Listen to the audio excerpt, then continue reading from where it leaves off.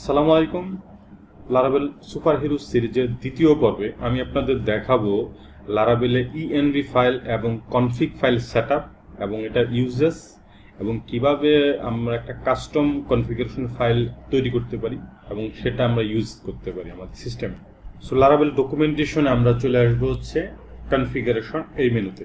তো এইখানে এসে আমি আমার সমস্ত এনভায়রনমেন্ট ভেরিয়েবল সেটআপ এবং কনফিগারেশন সেটআপের ইনফরমেশন এইখানে আপনার অনেক কিছু রয়েছে। আমি সবগুলা জিনিস বলার প্রয়োজনীয়তা মনে করছি না, আপনারা এগুলা পড়ে নেবেন, ইন ডিটেলস পড়ে নেবেন। পড়ে নিলে আপনারা এখানে অনেক কিছু জানতে পারবেন। আমি শুধু মেইন পয়েন্টগুলো এখানে তুলে ধরবো, যেগুলো আসলে আমাদের কাজ করতে লাগবে। ওকে, সব জিনিসই এখানে প্রয়োজন আছে, কিন্তু আলটিমেটলি আপনাকে একসাথে সব জিনিস আপনি জানতে পারবেন না, হয়তো কাজ করতে করতে ধীরে ধীরে আপনি সবকিছু জানবেন। আমরা চলে আসছি .env ফাইলে। তো এটা হচ্ছে সেই এনভায়রনমেন্ট ভেরিয়েবল সেটআপ করা ফাইল। তো এইখানে আমরা আমাদের ভেরিয়েবলগুলোকে আমরা এখানে ডিক্লেয়ার করে দিতে পারবো এবং এই ভেরিয়েবলগুলো নিয়েই আমরা অ্যাপ্লিকেশনে বিভিন্ন জায়গায় ইউজ করতে পারবো। কোনো কারণে আপনার অ্যাপ্লিকেশন .env ফাইল যদি এক্সিস্ট না থাকে, সেক্ষেত্রে .env.example যে ফাইলটা আছে এটাকে আপনি কপি করে আরেকটা ফাইল তৈরি করবেন এবং সেই ফাইলটাকে রিনেম করে .env ফাইল তৈরি করবেন। এই .env ফাইলটাই আপনার এই সিস্টেম হবে কনফিগারেশন ফাইলের সোর্স হিসাবে ইউজ হবে। এই .env ফাইলে দেখেন এখানে বলা আছে অ্যাপ নেম লারাবেল। ওকে, এটাকে আপনি রিনেম করে আপনার যে অ্যাপ্লিকেশন নেম সেটাকে আপনি বসাই দিবেন। এনভায়রনমেন্ট বলা হচ্ছে লোকাল, যেহেতু আমরা ডেভেলপমেন্টে আছি সেক্ষেত্রে এনভায়রনমেন্ট লোকাল বলা আছে। এটা আপনি যখন প্রোডাকশনে চলে যাবেন তখন লিখে দিবেন প্রোডাকশন। তো সিমিলারলি দেখেন অ্যাপ ডিবাগ টু দেওয়া আছে, অ্যাপ ইউআরএল লোকাল হোস্ট করা আছে। তো এটা হচ্ছে আপনার যে ডোমেন থাকবে সেই ডোমেনটা অ্যাপ ইউআরএল চলে যাবে। সিমিলারলি আরও কি কি জিনিস আছে দেখেন, এখানে হচ্ছে ডিবি কানেকশন ইনফরমেশন আছে। তো ডিবি কানেকশনের যে ইনফরমেশন এগুলো আমরা কি করছি, প্রত্যেকটাকে একটা ভেরিয়েবলের ভিতরে রেখে দিচ্ছি যাতে আমরা পরবর্তী সময় অ্যাপ্লিকেশনটাকে ইউজ করতে পারি। যত এই রকমের ভেরিয়েবল আছে, যেমন এখানে মেইলের ইনফরমেশন স্টোর করার জন্য ভেরিয়েবল রয়েছে।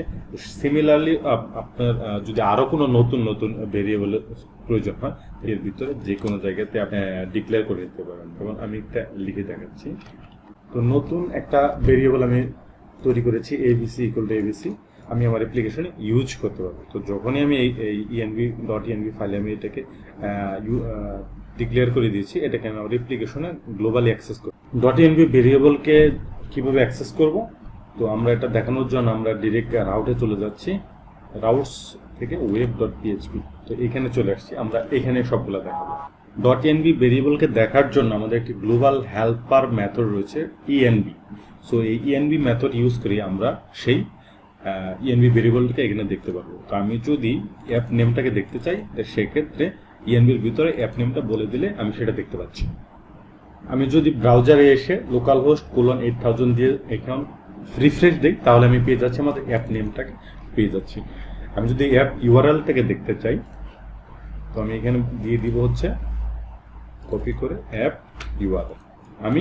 আমি যখন আবার রিফ্রেশ দেবো, আমি অ্যাপ ইউআরএলটাকে পেয়ে যাচ্ছি। আমার বানানো এনভায়রনমেন্ট ভেরিয়েবল যেটা abc, সেটাকে দেখতে চাই, আমি abc-টাকে বসাই দিলে আমি যখন রিফ্রেশ দিব তখন আমি সেটা পেয়ে যাচ্ছি।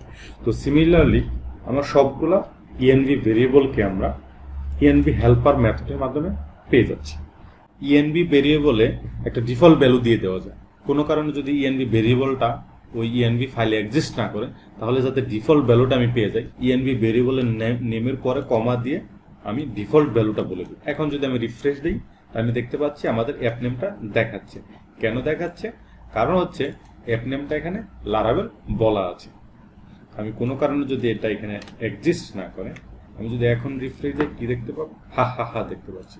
তার মানে ডিফল্ট ভ্যালুটা শো করছে। ভেরিয়েবলের ভ্যালু যদি ব্ল্যাঙ্ক থাকে, আমি যদি রিফ্রেশ দিই, তাহলে কিন্তু ব্ল্যাঙ্কটা একটা ভ্যালু হিসেবে এখানে দেখাবে। যখন ভেরিয়েবল ভ্যালু থাকবে না, ভেরিয়েবলটা থাকবে না, তখনই শুধু তার ডিফল্ট ভ্যালুটা চলে আসবে। অর্থাৎ কোনো কারণে ভেরিয়েবলটা যদি এই env ফাইলে না থাকে, তখনই শুধুমাত্র এই ডিফল্ট ভ্যালু অপশন যেটা, এটা চলে আসবে। তো চলুন এবার কনফিগারেশন নিয়ে কথা বলবো। তো লারাবেলের কনফিগারেশনগুলো থাকে হচ্ছে লারাবেলের কনফিগ ডিরেক্টরিতে।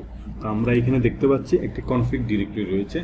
এটা হচ্ছে লারাবেলের সমস্ত কনফিগারেশন ফাইলগুলো এখানে ডিফাইন করা আছে। তো এইখান থেকেই সমস্ত কনফিগারেশনগুলো লোড হচ্ছে। আমি যদি একটাতে ঢুকে যাই, যেমন app.php, তো এইখানে দেখেন কনফিগারেশনগুলো বলা আছে। ওকে, যেমন এখানে নেম বলা আছে, এখানে ইএনভি ফাইল থেকে নিয়েছি অ্যাপ নেমটা, যদি না থাকে তার ডিফল্ট ভ্যালু পাবে লারাভেল। এখানে দেখেন ইএনভি অ্যাপ ইএনভি না থাকলে বাই ডিফল্ট ধরে নেবে হচ্ছে প্রোডাকশন। তো সিমিলারলি এখানে অনেকগুলা এইরকম কনফিগারেশন বলা আছে। আমি যদি এই কনফিগারেশনটা পেতে চাই, আমি সিম্পলি কি করব, কনফিগ একটা হেল্পার মেথড রয়েছে, তো সেটার ভিতরে আমি প্রথমে ফাইল নেমটা বলবো এবং তারপর হচ্ছে যে কিতে আমি ভ্যালুগুলো রেখেছি সেই কি নামটা বলবো। আমার এখানে ফাইল নেমটা ছিল হচ্ছে app.php, তো সেজন্য আমি এখানে বলবো হচ্ছে app. দেন আমার হচ্ছে যে ভেরিয়েবলটা আমি পেতে যাচ্ছি সেটার কি যে নেম, সেই নেমটা আমি বলে দেব, আমি ভ্যালুটা পেয়ে যাচ্ছি। হয়তো বুঝতে সমস্যা হচ্ছে, আমি কি করব, ইএনভি ফাইলে ভ্যালুটা চেঞ্জ করে দেব। আমি বোঝানোর স্বার্থে অ্যাপ ইএনভির ডিফল্ট ভ্যালুটাকে চেঞ্জ করে নিয়েছি। এখন যদি আমি ব্রাউজারকে রিফ্রেশ দিই, আমি আমার অ্যাপের নেমটা পেয়ে যাচ্ছি। আমি যদি অ্যাপের ইউআরএলটা পেতে চাই, আমি app.urlটাকে পেয়ে যাচ্ছি, ইউআরএলটা চলে আসছে। আমি যদি অন্য কনফিগারেশন ফাইল দেখি, যেমন এখানে আরেকটা কনফিগারেশন ফাইল রয়েছে mail.php, এইখানে আমি যদি এই যে ট্রান্সপোর্ট এই অপশনটাকে আমি দেখতে চাই, প্রথমে ফাইল নেমটা হচ্ছে মেইল, তাহলে আমার হবে হচ্ছে mail.mailers.smtp.transport।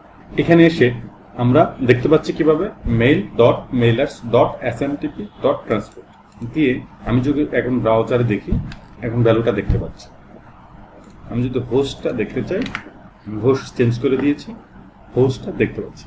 আমার যদি কাস্টম কোনো কনফিগারেশন ফাইল তৈরি করার প্রয়োজন হয়, তাহলে আমি সিমিলারলি এই ফাইলগুলোর মতো একটা ফাইল তৈরি করব এবং সেই ফাইলের ভিতরে এরকম কিতে আমরা ভ্যালুগুলো বলে দিব, তাহলেই আমরা কাস্টম ফাইল থেকে ডাটা পেয়ে যাব।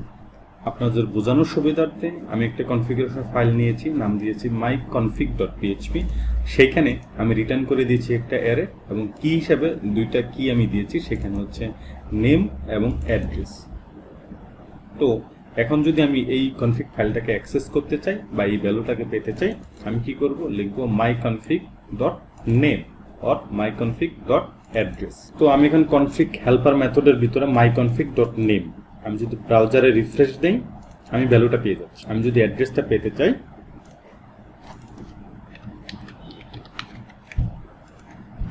আমি অ্যাড্রেসটা পেয়ে যাচ্ছি। আপনাদের মনে আরেকটা প্রশ্ন চলে আসতে পারে, সেটা হচ্ছে আমি যেহেতু ইএনভি হেল্পার মেথডের মাধ্যমে এই যে ভেরিয়েবল, এই ভেরিয়েবলকে ডিরেক্ট অ্যাক্সেস করতে পারি যে কোনো জায়গা থেকে, তাহলে সেক্ষেত্রে আমাকে কেন কাস্টম কনফিগারেশন ফাইল তৈরি করতে হবে?